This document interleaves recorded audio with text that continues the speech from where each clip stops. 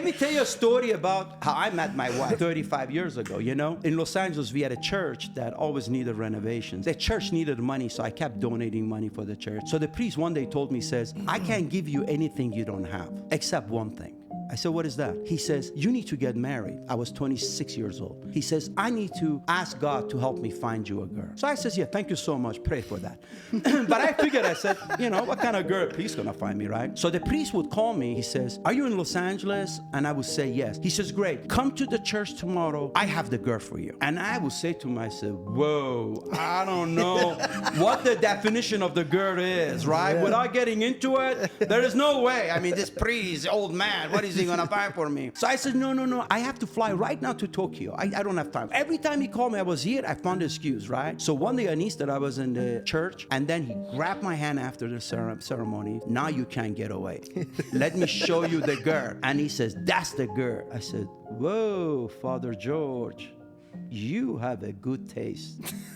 It was a mother who actually asked me to call her. A mother gave me her phone number. He says, you can call my daughter anytime you want. So I says, okay. And then when I started going out with her, suddenly the mother changed her mind. She didn't want me to marry her. And I was very nice with her. Like, if I would buy my wife a gift, I would buy her mother too. If I would buy her a purse, I would buy the mother too. Because she didn't have a husband, so I felt like I have to give her twice as much, right? So I said, okay, no problem. I'm not gonna go out with your daughter. So she started walking back. I went in the back, called her. She came back from the back alley, and I took her to the car. I rode to Las Vegas, and I married in Las Vegas.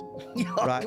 Wait, what? This is true story. Yo, your life is not real, bro. I married her in Las Vegas, and then we came back to the hotel to change, to go out for dinner, and I called her mom. I says, Eileen, where is Sherry? She thought she's upstairs reading a book, because she always used to stay in her bedroom, read a book. She says she's reading a book. Why? I said, well, I want you to say hello to Mrs. Yonan. And she had a big screen. We hang up, and we haven't spoken 35 years. Not that bad. It's all good. I'm happy about it. Oh my. We're happy about it. Wait, still to this day, you guys haven't talked? It's not a big deal. It's not a big deal. It's a pretty big deal, bro. What are you talking about, dude? If you ask my wife, she says not a big deal. I say it's not a big deal. It's not a big deal. The issue is, when you're doing something good, you know in your mind you're doing it good, and you have a right intention, don't let anything stop you.